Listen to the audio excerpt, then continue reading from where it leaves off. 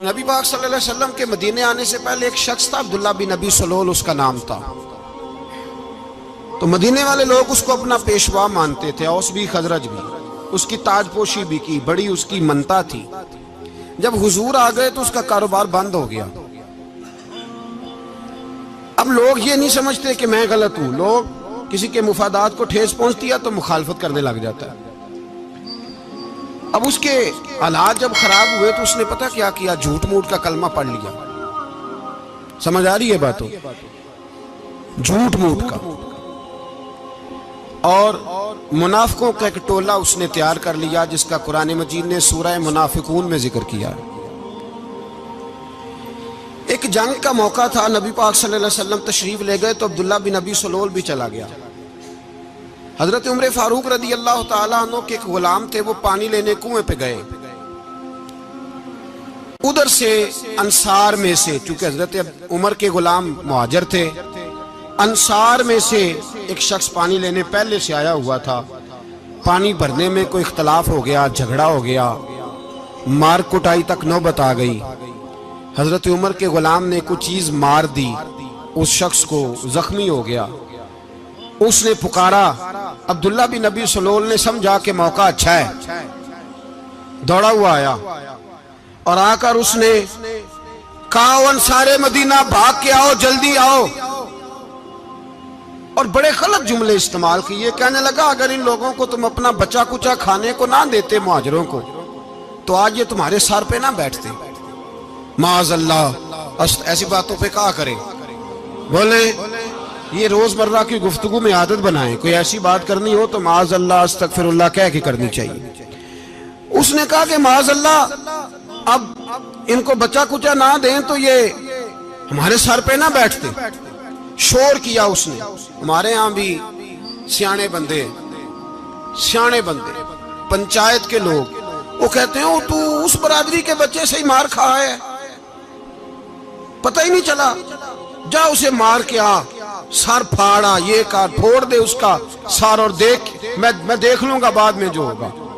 یہ عقل مند لوگوں کے مشورے نہیں، یہ جاہل لوگوں کے مشورے۔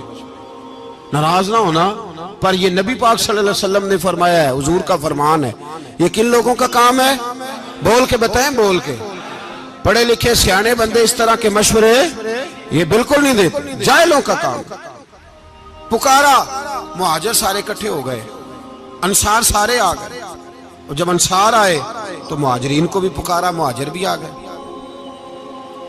اب وہ گتھم گتھا ہونے لگے تو کسی نے جا کے محبوب پاک کے کان میں کہا، یا رسول اللہ، وہاں تو مہاجر انصار لڑنے لگے، وہ پرانی لڑائیاں پھر سے جاگ گئی ہیں۔ نبی پاک تشریف لائے، حضور نے وہاں لفظ بیان کیے، فرمایا یہ تم نے کیا جاہلوں جیسا کام شروع کیا ہوا ہے؟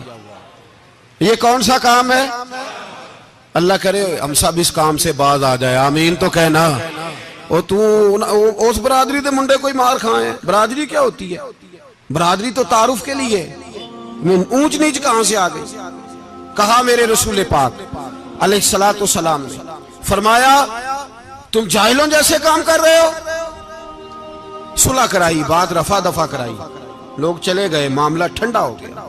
لیکن عبداللہ بن سلول نے کہا کہ میں یہ موقع خالی نہیں جانے دوں گا۔ پھر گیا وہ، اور جا کے انصار مدینہ سے کہنے لگا، ایک دفعہ جا لینے دو مدینے، تم نے میری بات نہیں نہ سنی تو جو وہاں بڑے سردار بیٹھے ہیں ان سے بات کروں گا، اور معاذ اللہ ثم معاذ اللہ ہم ان بے عزت لوگوں کو مدینے سے نکال دیں گے، وہاں صرف عزت والے رہیں گے۔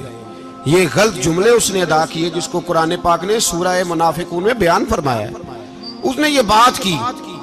ایک صحابی تھے حضرت زید رضی اللہ تعالیٰ عنہ، وہ سن رہے تھے، آ کے عرض کی، یا رسول اللہ صلی اللہ علیہ وسلم، عبداللہ بن ابی سلول تو اس طرح کہہ رہا ہے کہ مدینے جا کے عزت والے دوسروں کو نکال دیں گے، اور تم اگر اپنا بچہ انہیں نہ دیتے تو معاذ اللہ آج یہ ایسا نہ کرتے۔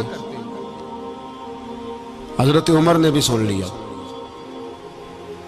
حضرت عمر نے بات سن لی، تلوار نکالی اور دوڑے۔ حضور نے بازو پکڑا، فرمایا کدھر جا رہے ہو؟ کہا یا رسول اللہ، اگر آج سزا نہ دی تو کل اور بات بھی کرے گا، اور اگر آج ایک قتل ہو گیا تو باقی سیانے بن جائیں گے۔ یا رسول اللہ مجھے چھوڑے، میں ماروں گا۔ حضور نے فرمایا عمر چپ کر، وہ جھوٹ موٹ کا کلمہ پڑھتا ہے، لوگ کہیں گے کہ محمد ابن عبداللہ نے اپنے ساتھی مارنے شروع کر دیے۔ चुप कर, हौसला कर, सब्र कर, दलेरी कर। हज़रत उमर कहते हैं मेरी हुजूर के कहने पर मैं ठहर तो गया, पर वो मेरे अंदर जो आग लगी हुई थी ठंडी नहीं हो रही। कहते हैं मैं चुप तो कर गया। नबी पाक अलैहिस्सलातु सलाम ने पूछा अब्दुल्ला बिन नबी सलोल से, तूने ये कहा है? कहने लगा आशा व कल्ला, मैंने बात ही नहीं की ना। अब लोग कहने लगे कि ज़ैद तो नौजवान है, तो ये बूढ़ा आदमी है, चलो सही कहता होगा। हुजूर भी खामोश हो गए। अल्लाह पाक ने कुरान मजीद नाज़िल फरमा दिया, फरमाया अल्लाह ने सुन ली उनकी बात जिन्होंने ये कहा है। और फिर लफ्ज़ बड़े हसीन है, फरमाया ये कहते हम इज्जत वाले हैं? नहीं, वलिल्लाहिल इज्जतु वले रसूल ही वलिल मोमिनीन। फरमाया इज्जत तो अल्लाह के पास है, अल्लाह के रसूल के पास है, और इज्जत तो मोमिनों के पास है, मोमिनीन के पास इज्जत है। ये कुरान पाक ने सारा मजमून बयान कर दिया कि अब्दुल्ला बिन नबी सलोल गलत कहता है और हजरत ज़ैद सही कहते हैं। हुजूर ने कुछ नहीं फरमाया, जा रहा है काफिला।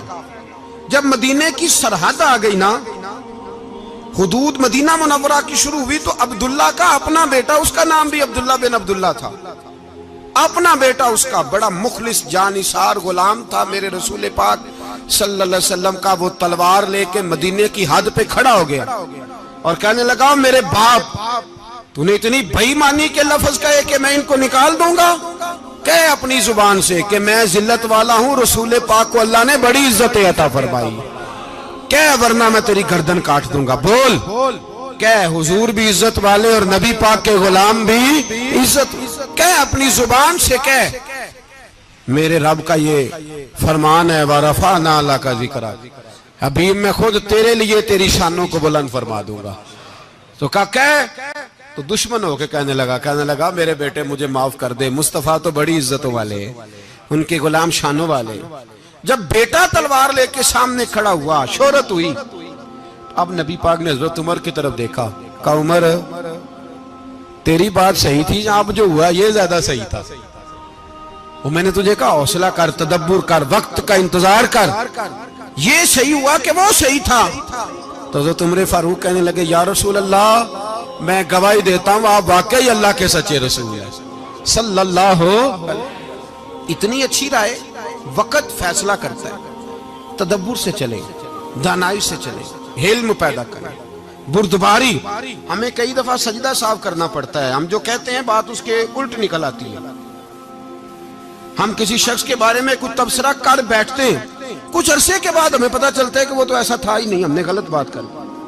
हम बगैर तहकीक के, बगैर तफ्तीश के, हौसला ना होने की वजह से, सब्र ना होने की वजह से हम बहुत सारे काम कर गुजरते हैं, फिर हमें नुकसान होता है। अपनी जिंदगी में हिल्म ना छोड़ें, हौसला ना। लड़ाइयां होती है ना घरों में, उसकी वजह खामद होता है, बीवी नहीं होती। ये बात घर जाके बताना कि आज उन्होंने कहा। लड़ाई की वजह कौन होता है? ना बोलो तुसी, पर मैं तो आख ही छड़िया है, वो तो रिकॉर्ड हो गया है। लड़ाई की वजह कौन है?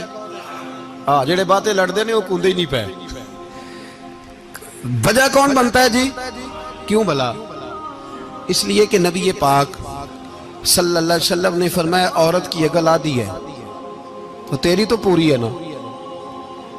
जिसका मतलब है लड़ाई अगर बच सकती थी तो मर्द की वजह से बच सकती थी, घर में अमन हो सकता था। कहते हैं जी बड़ी बेवकूफ है, मेरी सुनती नहीं। तो मैंने कहा जो उससे बहस कर रहा है वो सियाना है? बोले जो बहस कर रहा है वो अक्लमंद है? बंदा तो चलो था वो दानश्वर शेक्सपियर, तो बातें बाज़-औक़ात उसकी कुछ ऐसी हैं।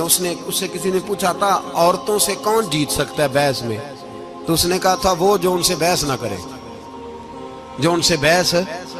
तो भाई तू वजह इसलिए कि हौसला तो तू नहीं करना था। नबी पाक अलैहिस्सलाम ने फरमाया बीबी टेढ़ी लकड़ी है, सीधी करने की कोशिश करोगे तो टूट जाएगी। सीधी तो फिर कितना बेवकूफ है जो पत्थर से सर रगड़ रहा है, कितना नादान है जो ये हरकत कर रहा है, दरिया में छलांग लगा के कहता है डूबूंगा नहीं। तो भाई हौसला पैदा करे, हिल्म पैदा करे। बहुत सारी ऐसी बातें करेगी जिसमें इश्तियाल आएगा, फटाफट 3 लफ्ज तलाक के दे दिए, अब भागा गया मुफ्ती साहब के पास, ओहो 4 बच्चों का क्या बनेगा। और ये बात पक्की है कि बच्चों को सिर्फ उनकी मां ही पाल सकती है, उनकी मां। और बात मुझे नहीं भूलती ایک شخص نے بیوی کو طلاق دے کے دوسری شادی کی. اس کا بیٹا تھا 10 سال کا. تو اس نے اپنے بیٹے سے کہا کہ بیٹے بتا پرانی اماں صحیح تھی یا یہ صحیح ہے؟ اس نے کہا نہیں ابا وہ تو جھوٹ بڑے بولتی تھی، یہ صحیح ہے. وہ جھوٹی تھی، وہ جھوٹ بڑے بولتی تھی میری سگی اماں، یہ سچ بولتی ہے. اس نے کہا وہ کیسے؟ کہنے لگا اس لیے کہ میں کوئی شرارت کرتا تھا تو میری سگی اماں مجھے تھپڑ مارتی تھی اور کہتی تھی تجھے روٹی نہیں دینی، جا دوڑ جا گھر سے.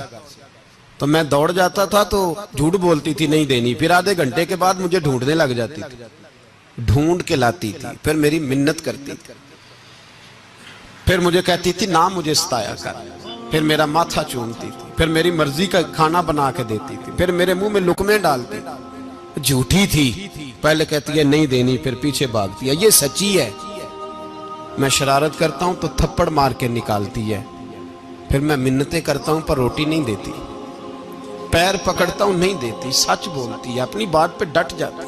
او بھائی بچے اس کی ماں ہی پال سکتی ہے، تو نے 3 جملے کہتے سوچا ہی نہیں، تیرا کا گیا تو یہ تو نئی بیوی ملے گی، اور اس کا بھی کیا گیا، اس کو بھی شاید شوہر مل جائے. ان پھولوں کی پرورش صرف ان کا مالی کر سکتا ہے، دوسرا کر سکتا تو نے حوصلہ ہی نہیں کیا.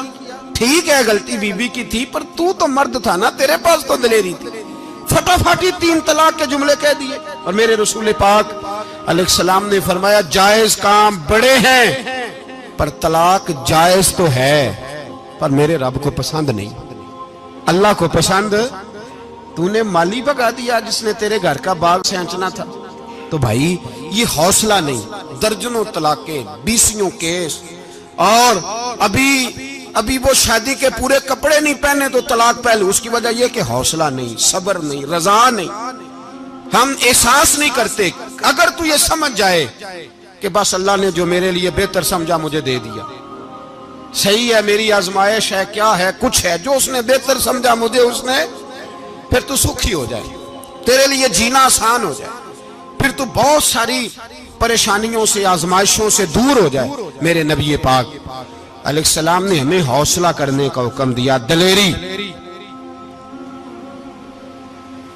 2-3 سال شاید پچھلے سال یا اس سے پچھلے سال حج کے موقع پہ نا ہمارے پاکستان میں تو بڑے بڑے انوکھے واقعات ہوتے ہیں نا، سننے سے کیا میں کہتا ہوں وہ عبرت کے لیے ہوتے ہیں. جعلی ویزے لگوا دیے حج کے کسی ایجنٹ نے، اللہ کے مہمانوں کو بھی لوگ لوٹ لیتے ہیں، معاذاللہ جعلی ویزے لگوا دیے. اور مزے کی بات یہ ہے کہ پاکستانی ایئرپورٹ سے گزر بھی گئے وہ ویزے والے، اور احرام باندھے لوگ جدے پہنچ گئے. 4 آدمی تھے، انہوں نے ویزا دیکھا تو کہا نقلی آپ کو واپس جانا پڑے گا. اگلی فلائٹ سے وہ لوگ واپس آئے. آپ مجھے بتائیے ان کی جب وہ چھوٹے چھوٹے کلپ آئے، میڈیا نے ان کی باتیں سنی تو ان کے آنسو نہیں تھمتے تھے. ایک آدمی احرام باندھ کے گیا ہے، معمولی سمجھتے ہیں آپ؟ میرے جیسا غریب آدمی کبھی اس نے ارادہ کیا اور مدینے جانے کا لیٹ ہو جائے تو کلیجہ پھٹنے کو آتا ہے. کچھ مجبوریاں پیروں میں آ جائے، نہ جا سکے تو پتہ نہیں کتنی توبہ کرنے کو دل کرتا ہے کہ کہیں غلطی تو نہیں ہو گئی، کوئی ایسی بات تو نہیں نکل گئی. یقین کریں طبیعت پریشان ہو جاتی، یار کوئی ایسا کام تو نہیں ہو گیا جس کی وجہ سے یہ بات ہوئی. 4 آدمی لوٹ آئے، حالات خراب ہو گئے، لوگ رو رو کے قصے سناتے تھے. لیکن میرے رسول پاک علیہ السلام کا حوصلہ دیکھو. حضور کعبے کا بھی کعبہ، حضور مالک، حرم کے مالک مطلق، جن کے صدقے اللہ نے کعبہ کو بیت اللہ بنایا. حاجیو آؤ شہنشاہ کا روضہ دیکھو، کعبہ تو دیکھ چکے اب کعبے کا بھی کعبہ دیکھو. حضور 1400 صحابہ کو لے کے گئے عمرہ کرنے. مقام حدیبیہ پر پہنچے تو کافروں نے روک لیا، ہم عمرہ نہیں کرتے. تو اور میں خادم اور جو وارث و مالک ہیں 1400 صحابہ ہم نہیں عمرہ کرنے دیتے، واپس جائیے. صلح لکھی جا رہی ہے. صلح کی شرطیں کیا ہیں؟ مکے سے کوئی آدمی غلطی سے بھی مدینے چلا گیا، مکے کا آدمی، تو مسلمان اگر ان کے ظلم سے تنگ آ کے، مکی مسلمان کافروں کے ظلم سے تنگ آ کے مدینے چلا گیا تو مدینے والے واپس کریں گے. اور اگر مدینے سے کوئی شخص غلطی سے بھی مکے چلا گیا تو مکے والے واپس نہیں کریں گے. اتنی سخت شرائط. حضرت عمر غصے سے کانپنے لگے, صحابہ پریشان ہیں, پر میرے رسول پاک نے صبر دکھایا. حوصلہ, تدبر, یہ تدبیر ہے. صبر ایک بہترین تدبیر ہے, اگر کوئی اپنائے تو بہترین طریقہ ہے. حضور نے فرمایا ہمیں منظور ہے, صلح کرو. اور اتنا سخت حکم ہے, کہنے لگے 1400 احرام والے واپس جائیں, بعد میں آنا, اس وقت نہیں عمرہ کرنے دیں گے. میرے نبی پاک علیہ السلام, مجھے بتاؤ, مجھے اور آپ کو دکھ ہوتا ہے تیاری ہو تو پروگرام رہ جائے, تو اگر احرام باندھا ہو اور اللہ کے رسول نے بندھوایا ہو تو حضور واپس لوٹنے لگے تو کتنی تکلیف کی بات ہے. حضور نے فرمایا چلو آئندہ آئیں گے. معاہدہ لکھا جا رہا ہے, حضرت علی معاہدہ لکھ رہے ہیں. لکھو محمد الرسول اللہ صلی اللہ علیہ محمد الرسول اللہ صلی اللہ علیہ وسلم اور قریش مکہ کے بیچ معاہدہ. یہ تحریر لکھی جا رہی تھی تو ابو سفیان بول پڑا, کہنے لگا جی ہم محمد الرسول اللہ نہیں لکھنے دیں گے معاذ اللہ, یہی تو ہمارا جھگڑا ہے. اگر آپ کو رسول اللہ مان لیا تو پیچھے رہ کیا گیا, محمد ابن عبداللہ لکھے.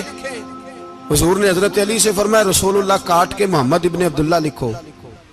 حضرت علی لکھ رہے تھے, محمد رسول اللہ لکھا تھا, فرمایا رسول اللہ کاٹ کے محمد ابن عبداللہ لکھو. تو حضرت علی کہنے لگے حضور مجھے یہ لفظ کاٹنا نہیں آتا, حضور مجھے یہ لفظ کاٹنا. کسی صحابی نے اعتراض نہیں کیا کہ لکھنا آتا تھا, کہا مجھے کاٹنا. حضور نے دوبارہ کہا علی کاٹ دو. کہا یا رسول اللہ مجھے یہ لفظ کاٹنا نہیں آتا. میرے حبیب نے تیسری دفعہ کہا علی کاٹو. تو شیر خدا نے قلم چھوڑا, ہاتھ باندھے اور کھڑے ہو کہنے لگے محبوبہ مجھے تیرے قصیدے لکھنے آتے ہیں, کاٹنے کوئی نہیں آتے. میں مجبور ہوں, مجھ سے نہیں ہوتا. کوشش کرتا ہوں, نہ قلم اٹھتا ہے نہ ہاتھ چلتا ہے. میرے حبیب پاک نے قلم پکڑا اور لفظ رسول اللہ خود کاٹ کے محمد ابن عبداللہ کرایا. بھائی وقت گزر گیا, صلح ہو گئی. یہ تدبر, یہ حوصلہ, یہ تدبیر میرے نبی نے فرمائی. اب تو 1400 کو مکے نے نہ داخل ہونے دیا, لیکن 1 سال ہی گزرا, تھوڑا ہی وقت گزرا, میرے رسول پاک 10,000 کو لے کے مکے میں داخل ہو گئے. 10,000. اس نے فائدہ دیا. حکمت کیا تھی, تدبر کیا تھا. قریش روز لڑائی کرنے آ جاتے تھے, تبلیغ ہی نہیں کرنے دیتے تھے. ان سے صلح ہو گئی تو نبی پاک نے کیسر کو خط لکھا, کیسر روم کو, ہرکل کو. دور دراز تبلیغ پھیل گئی, مسلمان 100,000 سے زیادہ ہو گئے. ان کی طرف سے اب وہ لڑائی بند ہو گئی. میرے حبیب پاک علیہ السلام کے حوصلے نے کمال دکھایا, اس تدبیر نے فائدہ دیا امت مسلمہ کو. 10,000 کا لشکر لے کے حضور کعبے میں داخل ہوئے. کل جو ابو سفیان کہتے تھے نا محمد رسول اللہ لکھنے نہیں دوں گا, آج وہ خود کہہ رہے تھے اشہد ان لا الہ الا اللہ واشہد ان محمد رسول اللہ صلی اللہ علیہ. کل جو کہہ رہے تھے کہ میں یہ لفظ نہیں لکھنے دوں گا, آج ابو سفیان کی حویلی میں لاکھوں لوگ, ہزاروں لوگ بیٹھے تھے اور سارے کہہ رہے تھے محمد الرسول اللہ محمد الرسول اللہ محمد الرسول اللہ صلی اللہ علیہ وسلم. میرے محبوب کی تدبر نے, فقاہت نے, اور پھر کمال ہوا. 1400 کہاں اور 1,44,000 کہاں. 1400 کہاں اور 1,44,000. 1400 کو نہیں جانے دیا عمرہ کرنے. میرے رسول پاک 1,44,000 کو لے کے حج کرنے چلے گئے. حضور نے حج کیا, ہر طرف لبیک لبیک کی صدائیں بلند ہوئی. یہ میرے نبی پاک کا تدبر ہے, حوصلہ ہے. اگر وقتی طور پہ حوصلہ کر جاؤ گے, دلیری کر جاؤ گے, آنے والا وقت آسان ہو جائے. حوصلہ نہیں, صبر نہیں, سکون نہیں, 2-4 باتیں, یہاں تک کہ لوگ ابا جی کی بات برداشت نہیں کرتے. ایسے جملے کہہ دیتے ہیں جو دوبارہ پلٹ کے نہیں آتے. ماں کو لفظ نہیں بولتے, باپ کی روح تک چھلنی کر دیتے ہیں وہ جملے. لیکن لوگ اس وقت حوصلہ کرنے, اور ہم پنجابی لوگوں نے تو گنجائش ہی بڑی دے دی ہے. کہتے ہیں بچہ ہے جے, ایک ہی ہے, ایک میں حوصلہ کرے کی ہے ماشاءاللہ. تو اگر جوان ہو گیا تو کہتے ہیں گرم خون ہے, مکہ کب. اگر بوڑھا ہو گیا تو کہتے ہیں بوڑھوں میں حوصلہ نہیں ہوتا, نہ بچے میں نہ تو کس میں حوصلہ ہوگا؟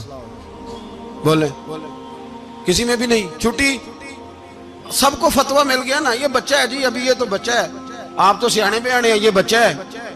کمال ہو گئی ہے بھائی, کیا مطلب ہے بچہ ہے؟ بچے کو سارا پتہ ہے, ہر چیز اسے آتی ہے, تو حوصلہ کرنا ہی نہیں آتا. اور پھر کہہ دیا وہ تو گرم خون ہے. وہ کیا بات کرتے ہو, گرم خون؟ ابے کے گلے پڑ گیا گرم خون, اس کو کھڑا کرو نا ایس پی کے سامنے اور اس کو مار تھپڑ اس کے منہ پہ, تیرے گرم خون کا پتہ چلے. غریب کے یہ گلے پڑ گیا, اس کو کھڑا کرو ایس او کے سامنے, پھر پتہ چلے گا خون کتنا گرم ہے. وہاں بالکل چپ ہے, بالکل خاموش ہے. اور گرم خون اس کا صرف اماں کے لیے, جلال صرف رہ گیا اگر غریب گھر کی بیٹی بیاہ کے لایا تو صرف اس کے لیے.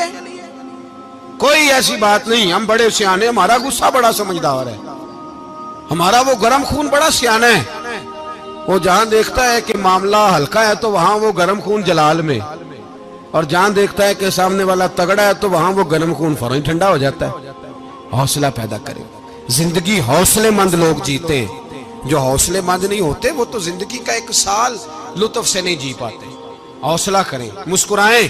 میرے نبی پاک صلی اللہ تعالی علیہ وسلم نے نا عثمان بن طلحہ, کعبے کی چابی ان کے پاس ہوتی تھی, تو حضور نے ایک دن فرمایا عثمان, اچھا یہ نہیں تھا کہ عثمان خاص لوگوں کو چابی کعبہ کھول کے دکھاتے تھے, بلکہ ان کو قریش کی جانب سے یہ حکم تھا کہ جو بھی تجھے کہے تو نے کعبے کا دروازہ کھول دینا. نبی پاک علیہ الصلوۃ والسلام نے نا ہجرت سے 2-4 دن پہلے کہا کہ عثمان ذرا چابی دو, میں نے کعبہ اندر سے دیکھنا ہے. بڑے ٹھنڈے دل سے ذرا سننا, ادھر دیکھو میری طرف, ادھر دیکھیے گا ذرا میرے بھائی. میں نے ایک بندے سے کہا یار پانی کی بوتل دینا دکاندار سے, ایک ہے اس نے کہہ دیا نہیں میرے پاس. اس بات کا کوئی غصہ بولیے, اور اگر وہ کہے سارے زمانے کو ملے گی آپ کو نہیں دینی, پھر بولیں میرا خیال ہے چپ کر کے ہنس کے آ جائیں گے, سوال ہی نہیں پیدا ہوتا. ہم کہیں گے مجھے نہیں نہ دینی, تو نے تو دکان اٹھا یہاں سے, بند کر اسے. کیا مطلب ہے سب کو دینی ہے تجھے نہیں دینی, کیا معنی ہے اس کا؟ لے کے جاؤں گا, جھگڑا ہوگا, بحث کریں گے. عثمان بن طلحہ سے حضور نے فرمایا دروازہ کھولو, کعبہ دیکھنا ہے. عثمان کہنے لگا میں ساری دنیا کو دکھاؤں گا, آپ کو نہیں دکھاؤں گا. کتنی سخت بات ہے, پر قربان جائیں رسول اللہ کے حوصلے پہ صلی اللہ علیہ. عثمان کہتے ہیں میں نے یہ بات کی تو نبی پاک مسکرانے لگے, اور میں اچھا نہیں دینی, تو حضور نے نا مسکرا کے اور میری کمر پہ تھپکی دی, فرمایا اچھا یاد رکھنا یہ چابی میں تجھ سے لے لوں گا, اور جس کو میرا دل کرے گا میں اس کو دوں گا. عثمان کہتے ہیں روز رات کو نبی پاک کے یہ جملے میرے کانوں میں گونجتے تھے کہ حضور نے فرمایا. کہتے ہیں جس دن پتا چلا نا نبی پاک 10,000 کا لشکر لے کے آ رہے ہیں, تو ابو سفیان میٹنگیں کر رہے تھے, مکے کے سارے سردار تیاری کر رہے تھے, اور میرے کانوں میں ایک ہی لفظ تھا کہ حضور نے فرمایا میں چابی لے لوں گا, پھر جس کو میں چاہوں گا اسے دوں گا. عثمان کہتے ہیں حد ہو گئی, وقت گزر گیا, حضور آ گئے, طواف فرمایا, اور طواف کے بعد میرے نبی پاک علیہ السلام نے فرمایا بلاؤ نا ذرا عثمان کو. عثمان کہتے ہیں میں چابی لے کے آیا تو دوسرا جملہ کوئی نہیں. ساڑھے نا کوئی بندہ مشورہ دے وے دی نہ منیے, تے جے کام مونجو ہو جے نا, جن جو نے مشورہ دیتا سی تے وہ نال ہی غوث پاک بن جاندا ہے. تینوں آکھیا سی نا, فوراً ہی داتا علی اجمیری ہو جاندا ہے. وہ کہندے تینوں پتہ نہیں میں کڈا ولی اللہ, تینوں میں آکھیا سی نا انج نہ کر, اور بندہ پریشان ہوتا ہے کام الٹ ہو گیا, اور لاگوں آکھی جاندا ویکھو جی میں تے تانوں پہلوں ہی آکھیا سی. جی عجیب بات ہے, شیخ چلی کی طرح پیچھے پڑ جائے گا, میں نے تو پہلے ہی کہا تھا.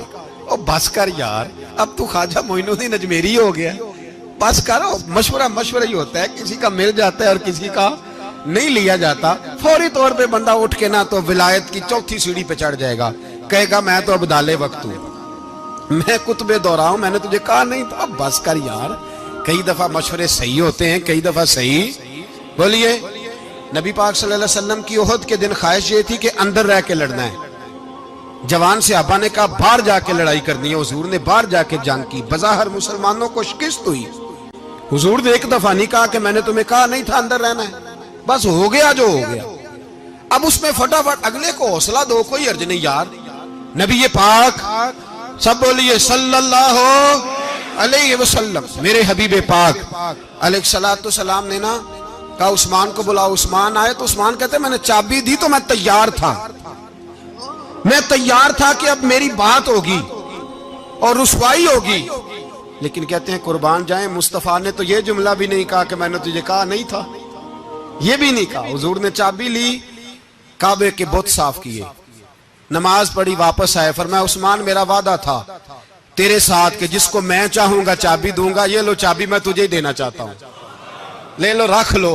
عثمان کہتے ہیں وہ چابی نہیں میرے طرف آ رہی تھی، میری طرف ایمان آ رہا تھا. وہ چابی نہیں آ رہی، ایمان آ رہا تھا میری جانب. کہتے ہیں میرے ہاتھوں میں چابی آئی اور میری زبان پہ کلمہ توحید جاری ہو گیا. بھائی تدبر، حوصلہ، صبر، رضا. ہمیں تو ٹائم بھی نہیں گزارنا آتا. گھر کا ماحول، گھر کے اندر رہ کے لوگ دکھی ہیں، اس لیے کہ ہماری طبیعتوں میں حوصلہ نہیں. ایک منٹ کے لیے نہیں، ایک سیکنڈ کے لیے بھی ہم یہ برداشت نہیں کرتے کہ چلو تھوڑا انتظار کریں، وقت کو دیکھیں، موقع کو دیکھیں. میرے نبی پاک علیہ الصلوۃ والسلام پہ اتنی مصیبتیں آئیں کہ پہاڑ پہ آتی تو وہ ریزہ ریزہ ہو جاتے ہیں، لیکن کسی مقام پر بھی حضور علیہ الصلوۃ والسلام شکوہ کرتے نظر نہیں آتے. ہم غریبی کا رونا روتے ہیں، ہر چوتھا آدمی کہتا ہے بڑا غریب ہوں، لیکن میرے نبی پاک علیہ الصلوۃ والسلام نے چوتھے دن کھجور کھائی، سرکہ کھایا ہے اور موٹے بان کی چارپائی پہ آرام کیا ہے. حضرت عمر نے کہا حضور کتنی تکلیف ہے؟ فرمایا عمر کوئی تکلیف نہیں، تھوڑا سا تو وقت ہے، جنت میں جائیں گے، ساری نعمتیں اللہ نے ہمارے لیے تیار کی ہوئی ہے. راضی بالرضا، راضی بالرضا، کوئی کسی قسم کا مسئلہ نہیں. ہمیں آزمائشیں آتی ہیں، تکلیفیں آتی ہیں، بیماریاں آتی ہیں، لوگ چھوٹی چھوٹی بات پر پریشان ہو جاتے ہیں، ذرا ذرا سی بات پر شکوہ کرتے ہیں. میرے رسول پاک علیہ السلام نے فرمایا جب میرا رب کسی کو بیمار کرتا ہے تو 2 فرشتوں کو بھیجتا ہے، جاؤ میرے بندے کی تیمارداری کر کے آؤ. اللہ اکبر، خود رب بھیجتا ہے، جاؤ میرے بندے کی. تو مجھے بتائیے جب اللہ بھیجے تو پھر تندرست خوش نصیب ہوا کہ بیمار؟ جی تندرست پھر خوش نصیب کون ہوا؟ میرے نبی پاک صلی اللہ علیہ وسلم نے فرمایا رب 2 فرشتے بھیجتا ہے، فرماتا ہے پتہ کر کے آؤ میرے بندے کا اس کا کیا حال ہے، حالانکہ اللہ سارا ہی جانتا ہے. فرشتے آتے ہیں، واپس جاتے ہیں، رب کریم پوچھتے ہیں بتاؤ میرا بندہ کیا کہتا تھا؟ اللہ تجھے سارا ہی پتہ ہے، پر ہم سے پوچھتے تو بتا دیتے ہیں. وہ یہ کہتا تھا کہ میں اپنی رب کی رضا پہ بڑا ہی راضی ہوں. وہ تیری حمد کر رہا تھا، تیری تعریف کر رہا تھا، تیرا شکر کر رہا تھا، تیرے لیے کلمات حمد بیان کر رہا تھا. تو میرے نبی پاک علیہ السلام فرماتے ہیں، اللہ فرشتوں سے فرماتا ہے سنو پھر اگر میں اپنے بندے کو اس بیماری میں شفا دوں گا تو اس تندرستی سے زیادہ اچھی تندرستی دوں گا جو پہلے اسے عطا کی ہوئی تھی، پہلے سے اچھی صحت دوں گا.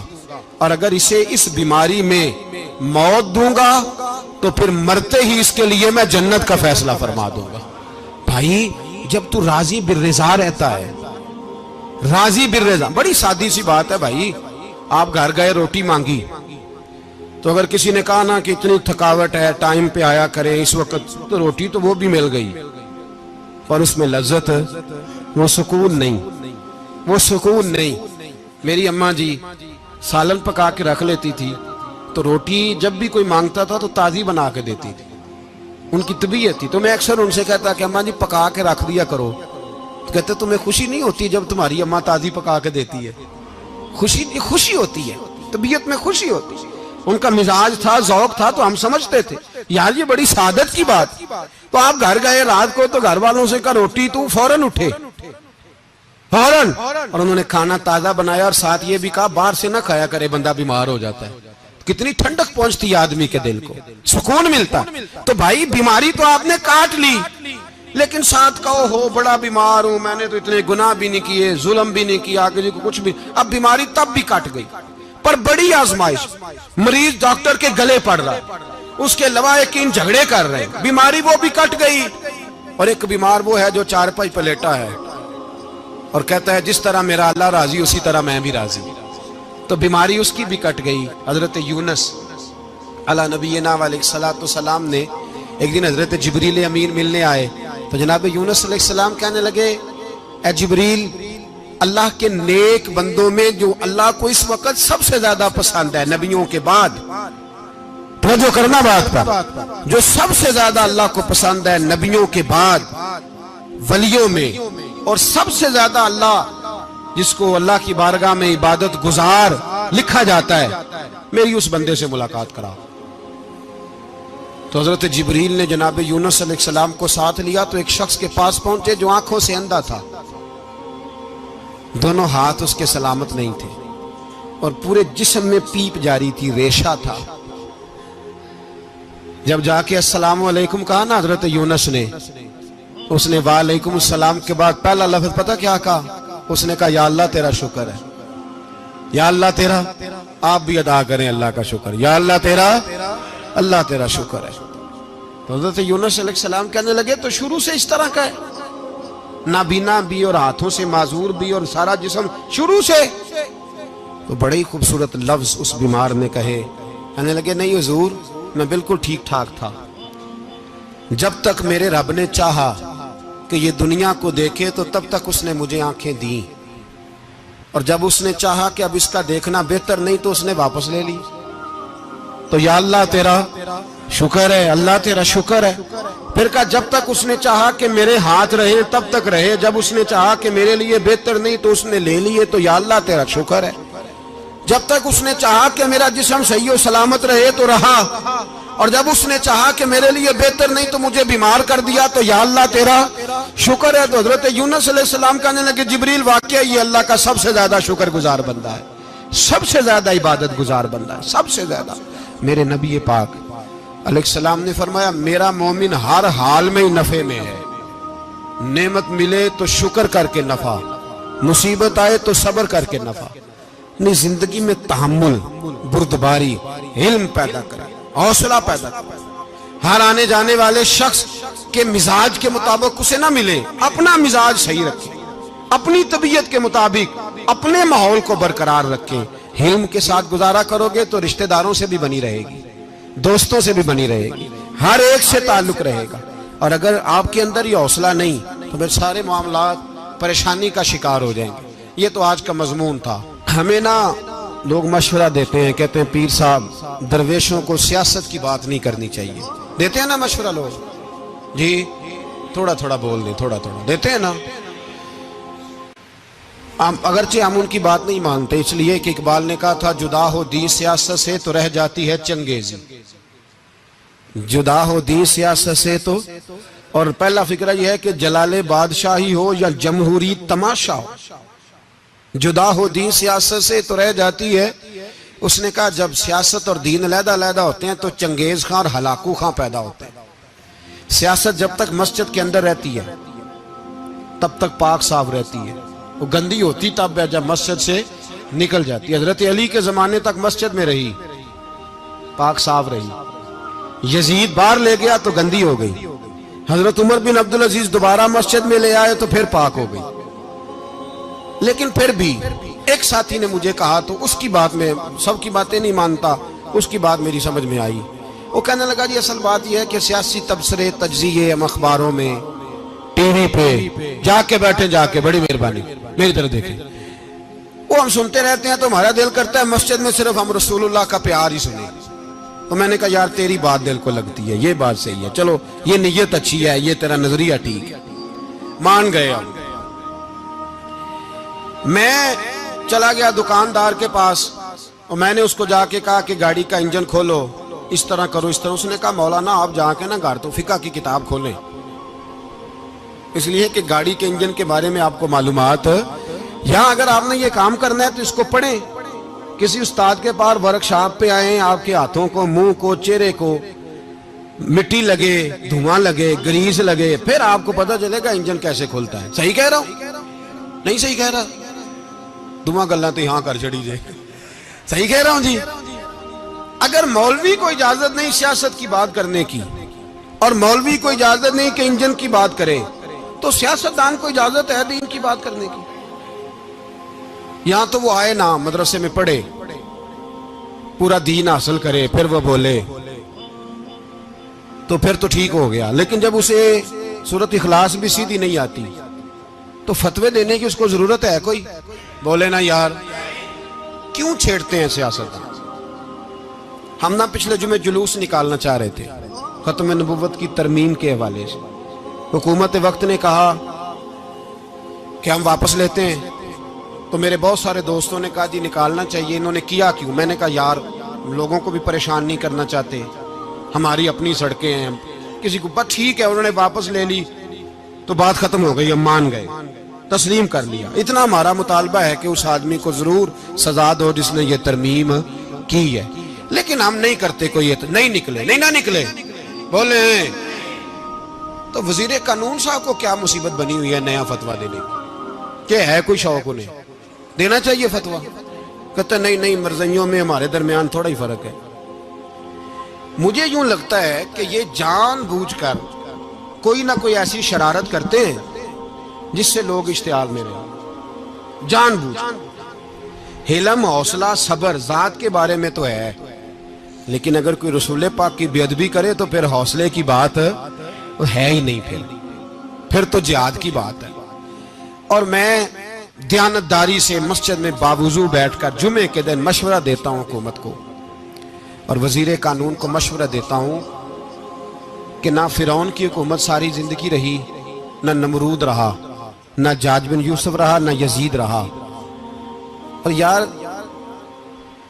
درباری بن کے حکمرانوں کی چاپلوسی کرتے کرتے تم یہاں تک آ گئے ہو کہ اب نبی پاک کی عزت کو ہاتھ ڈالنا شروع کر دیا ہے۔ اور آپ یقین کریں سیاسی جماعتوں کا اتنا برا حال ہے کہ ان کے لیڈر کے بارے میں کوئی بات کرے تو پاگل ہو جاتے ہیں یہ احتجاج کر کر کے، اور اس نے ڈائریکٹ کہہ دیا کہ ختم نبوت کا مسئلہ ہی کوئی نہیں، جو دین کی بنیاد ہے، کسی کو پرواہ نہیں۔ مجھے تو ان لوگوں کی فکر ہو رہی ہے جن لوگوں نے انہیں ووٹ دیے ہیں، وہ اللہ کو کیا جواب دیں گے؟ اور یہ اللہ ماشاءاللہ ساری سیاسی جماعتیں اس طرح کی۔ اور میرا وزیر قانون صاحب کو بھی مشورہ ہے کہ زندگی بڑی تھوڑی ہے، بڑی تھوڑی، اللہ سب کو معاف کرتا ہے، اپنے رسول کے غداروں کو معاف نہیں کرتا۔ اور یہاں تمہاری گاڑیوں پہ جھنڈے لگے ہوئے ہیں، وہاں بھی تمہارے جھنڈے لگیں گے، پر اس لیے لگیں گے کہ یہ غدار ہیں ناموس رسالت کے، یہ جھنڈے لگیں گے۔ شرم کرو اور ڈر جاؤ، بس کر دو، تمہارے منہ میں اب دانت پورے نہیں رہے۔ کوئی شوگر کا مریض ہے تو کوئی بلڈ پریشر کا، تو کوئی ہارٹ کا، تو کوئی کینسر کا۔ شرم کرو اور اپنی قبر کی بھی تھوڑی سی فکر کرو۔ بتاؤ پاکستان کے کتنے صدر گزرے، وزیر اعظم گزرے، تو ان کی قبریں کہاں ہیں؟ کوئی جاتا ہے ان کی قبروں پہ؟ کسی کو خبر ہے؟ کیوں اپنے لیے جہنم کٹھی کرتے؟ سارا کچھ دنیا داری رہ گئی ہے، سارا کچھ صرف یہی رہ گیا۔ حضرت ابو بکر سردار تھے، حضرت عمر سردار تھے قبیلے، حضرت عثمان سردار تھے، انہوں نے سرداریوں کو ٹھوکر مار کے رسول اللہ کے قدموں میں بیٹھنا پسند کی، سرداریاں چھوڑ کے غلام بن گئے۔ تم سرداریاں بچانے کے لیے رسول اللہ کی غداری کرتے ہو، شرم نہیں آتی؟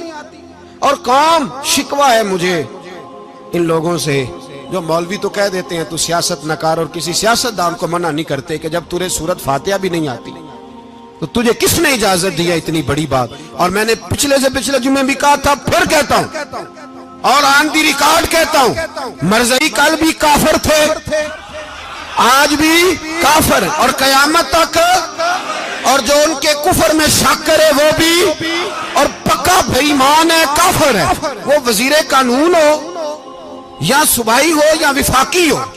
من شک فی کفر ہی فقط کفر، جو مرزائی کے کفر میں شک کرے وہ بھی کافر ہے۔ ہمارے رسول آخری رسول ہے، ہم کسی کو یہ اجازت نہیں دیں گے کہ وہ ختم نبوت میں رکھڑا ڈالنے کی کوشش کرے، ہم کسی کو یہ اجازت ہے۔ اور تم نے قوم کو لوٹا، لوٹتے رہو، اب ایمان پہ ڈاکے تو نہ ڈالو۔ تمہیں دولت لوٹ کے پیٹ نہیں بھرا، اب ایمان لوٹنا شروع کر لیا ہے۔ تمہارا فیکٹریاں لوٹ کر، قومی خزانہ لوٹ کر پیٹ نہیں بھرا، بھائی مانو اب دین بیچ کر اپنی حکومتیں پکی کرو گے۔ اور وہ لوگ بھی تیار ہو جائیں جو ان بے ایمانوں کو منتخب کرتے ہیں، ان سے بھی سوال کرے گا ختم نبوت کا موضوع قیامت کے دن کہ تم بتاؤ، ان کو سپورٹ کرتے تھے جو رسول اللہ صلی اللہ علیہ وسلم کے بعد بھی کسی نبی کو نبی ماننا درست جانتے تھے؟ شرم آنی چاہیے، خیال ہونا چاہیے۔ اور میں نے کہا کہ ہمارا دل نہیں چاہتا، آپ یقین کریں، ہمیں شوق ہے جلوس نکالنے کا، تمہارے خلاف باتیں کرنے کا۔ تم نے روز تھرمامیٹر نکالا ہوتا ہے، چیک کرتے ہو کہ ایمان کتنا ہے کتنا نہیں ہے۔ یہ پاکستان اگر صوبہ سندھ ہے تو حضرت عبداللہ شاہ غازی کا ہے، اگر بلوچستان ہے تو حضرت بابا عبد الرحمان کا ہے، اور اگر پشاور ہے تو وہ صوفیاء کا ہے، اور اگر یہ دھرتی پنجاب ہے تو یہ داتا علی اجویری کی ہے، یہ بابا فرید الدین کی ہے۔ اس میں کسی غدار کو قبضہ کرنے کی اجازت بالکل نہیں ملے گی، اور ہم وہ لوگ بھی نہیں جو چپ کر کے اندر سوتے رہیں، قوم جو کرتی ہے کرتی رہے، ہمیں پرواہ نہیں، نہ ایسی کوئی بات نہیں۔ کوئی بندہ نہ سمجھے کہ انہیں ہوش نہیں، انہیں پتہ نہیں، ہمیں سارا کچھ ہی آتا ہے۔ پھر اگر کل کو کوئی ممتاز قادری پیدا ہو گیا تو شکوہ نہ کرنا، کل کو کوئی پھر سے عامر چیمہ نکل آیا تو شکایت نہ کرنا، یاد رکھنا۔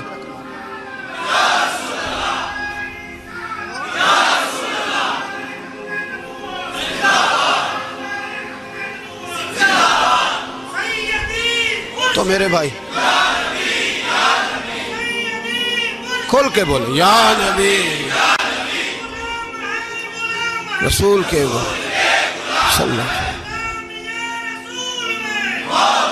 تو یہ مشورہ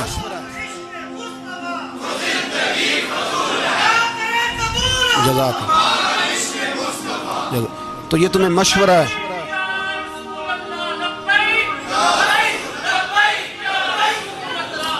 میری بات سنیں، یاد رکھیں، یہ لوگ بعد میں پچھتاتے ہیں، پھر مناظرے کراتے پھرتے ہیں، اس نے صحیح کیا کہ غلط کیا، پھر انہیں ہوش آتی ہے بعد میں، پھر ان کے ہواری نکل نکل کے میدانوں میں دلیلیں دیتے ہیں۔ اس لیے ہمارا مشورہ ہے انہیں کہ یہ اپنی حد میں رہیں، اور جو کام تمہارے ذمہ، میں نے کہا نا تم نے بڑا لوٹا، یہ قوم روز تمہیں موقع دیتی ہے لوٹنے کا، یہ موقع دیتی ہے، تو تم نے دولت لوٹ کے پیٹ نہیں بھرے، اب ایمان لوٹنے کے چکر میں آ گئے ہو۔ یاد رکھو، مسلمان گناہگار ہیں، غدار نہیں ہیں۔ تمہیں دولت لوٹنے کا تو شاید موقع مل گیا ہے، پر ایمان لوٹنے کا موقع نہیں ملے گا، تو اس لیے اس کو لگام دو۔ اور ویسے بھی کتا جو پالتو ہوتا ہے نا، اس کو گھر کے اندر سنگلی سے باندھ کے رکھنا چاہیے۔ یہ تمہارے بوٹ چاٹتے ہیں، بھونکتے ہیں تمہارے حق میں، وزارتیں لیتے ہیں، ہم نے تو کوئی وزارت نہیں لی تم سے، اور نہ ہمیں شوق ہے، اس لیے کہ ممبری کیا کرنی ہے جس کو ممبر رسول عطا کر دیا جائے، اس نے کیا کرنی ہے یہ ممبریاں جس کو پکا ممبر رسول دے دیا جائے، تو اس لیے اس سے باہر آؤ۔ میں نے کہا بڑے بڑے نمرود، فرعون، قارون دفن ہے، تمہارا بھی نام تک نہیں ہوگا، بالکل نام نہیں ہوگا۔ اس لیے ہمارا مشورہ، اور آپ لوگ بھی آئے نا یہ اگلے سال، تو ان کو کھڑا کر کے پوچھ لینا، اسلامی جمہوریہ پاکستان کا تم نے MPM میں نے بننا ہے، پہلا کلمہ ہی صحیح سنا دو، چلو خدا کا واسطہ یہی بتا دو کہ تمہیں نماز بھی ڈھب سے آتی ہے کہ نہیں، اور آپ کی موج ہے، آپ بٹھا لیتے ہیں سر پہ، کیا کریں، سمجھانے والے مفت گناہگار ہو گئے اور بہکانے والے سب تمہارے یار ہو گئے۔ اس لیے یہ چھیڑتے ہیں جان بوجھ کے، اور پھر جب کوئی ممتاز قادری علیہ رحمہ پیدا ہوتے ہیں، پھر انہیں دشواری ہوتی ہے، پھر ان کا جینا مشکل ہو جاتا ہے، یہ موقع دیتے ہیں، پتہ نہیں کس کے ایجنڈے پہ عمل کر رہے ہیں۔ میرا سوال یہ ہے، میں نے پچھلے جمعے پھر میرا سوال ہے کہ میں پوچھتا ہوں، اس آدمی کو ضرورت کیا ہے ختم نبوت پر بات کرنے، جب امت مسلمہ کے متفقہ فیصلہ ہے کہ مرزائی کافر، اسمبلی نے بل پاس کر دیا کہ مرزائی، ان کو اقلیت قرار دے دیا، اور جب سے وہ اقلیت بنے، نہ ہم نے ان کی عبادت گاہ جلائی، نہ ہم نے ان کو قبروں سے نکالا، نہ ہم نے، بس ٹھیک ہے جیسے عیسائی رہتے ہیں، یہودی سے کس ملک میں رہتے ہیں وہ بھی رہیں، اقلیت بن کے رہے، کوئی اعتراض، پر تم انہیں کھینچ کے کیوں قریب کرتے ہو؟ تمہارا کیا جرانہ ہے ان کے ساتھ؟ بتاؤ تو صحیح۔ ان لوگوں سے ان کو چاہیے اپنے منہ میں لگام ڈالیں، اور اگر نہیں ڈالیں گے پھر انشاءاللہ ڈالی جائے گی، اور بڑی تگڑی ڈلے گی، اور پھر ایسی ڈلے گی۔ سلمان تاثیر جب مرا تھا نا تو 5-5 لاکھ روپیہ مولویوں کو آفر کی جنازہ پڑھاؤ، 5-5 لاکھ روپیہ چھوٹے چھوٹے مولویوں کو۔ اور داتا صاحب کی مسجد کے خطیب بھی صوبائی جو تھے، وہ خطیب تھے، ملازم تھے، انہوں نے کہا کہ ایمان نہیں بیچنا، نکالنا نوکری سے تو نکال دو۔ اور بادشاہی مسجد کا مولوی جس کا پتہ ہی نہیں چلتا، کبھی کدھر چلا جاتا ہے کبھی کدھر، یہاں تو وہ بھی کھڑا ہو گیا، اس نے کہا نا ایمان نہیں بیچنا۔ گورنر ہاؤس کی مسجد کا امام کہنے لگا کہ بخشا جانا نہ جانا یہ تو رحمت الہی کا معاملہ ہے، پر اتنا گندا جنازہ نہیں پڑھنا، اتنا گندا جنازہ نہیں ہم پڑھیں گے، مرنے کے بعد تمہارے جنازے نہیں پڑھے جاتے، تمہاری قبریں خراب ہوتی ہیں، کدھر ہیں تمہاری دولتیں؟ اور وہ مولوی آج تک پتہ ہی نہیں کدھر گیا جس نے اس غلیظ کا گندا جنازہ پڑھایا. تو بھائی اپنی قبر اشر کو جب جہاں تمہارے جنازے نہیں پڑھے جا رہے تو وہاں تمہارا کیا حال ہوگا. اس لیے ان لوگوں کو چاہیے کہ اپنی زندگی اس طرح گزاریں کہ کچھ نہ کچھ منہ لے کے سرور کائنات کے پاس چلے جائیں، ورنہ ایسا نہ ہو کہ یہاں بھی پھٹکار اور وہاں بھی پھٹکار. اس لیے ہمارا مطالبہ ہے حکومت سے کہ شرم کرو اور ایسے بھائیمانوں کو، کالے ناگ جو تم نے بھرتی کی ہوئے، ان کو نکالو، اور اگر تعریفیں کروانی ہو، تلوے چٹوانے ہو تو اندر کمروں میں ان سے چٹوا لیا کرو.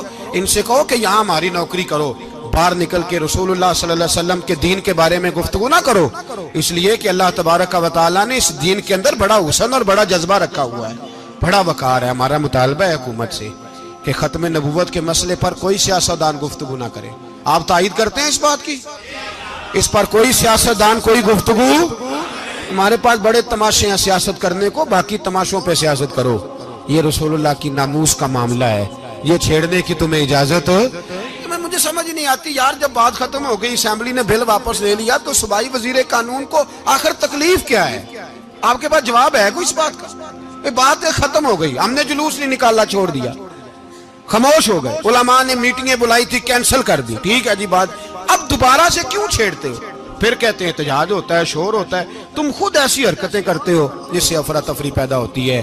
یہ ملک رسول اللہ کے نام پہ بنا ہے، اور قیامت تک یہاں وہی ہوگا جو میرے رسول پاک صلی اللہ علیہ وسلم کی رضا ہوگی، اور نبی پاک کے قانون کے خلاف کوئی قانون یہاں چل سکتا؟ اللہ ہمیں سمجھنے کی توفیق عطا فرمائے. دیکھنے کو یا محمد یوں تو کیا دیکھا نہیں، دیکھنے کو یا محمد یوں تو کیا دیکھا نہیں،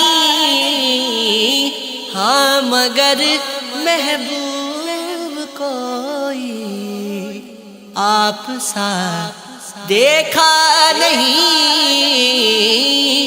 ہاں مگر محبوب کوئی آپ سا دیکھا نہیں. ایک سے ایک بڑھ کر حسین دیکھے مگر یا مصطفیٰ، ایک سے بڑھ کر ایک حسین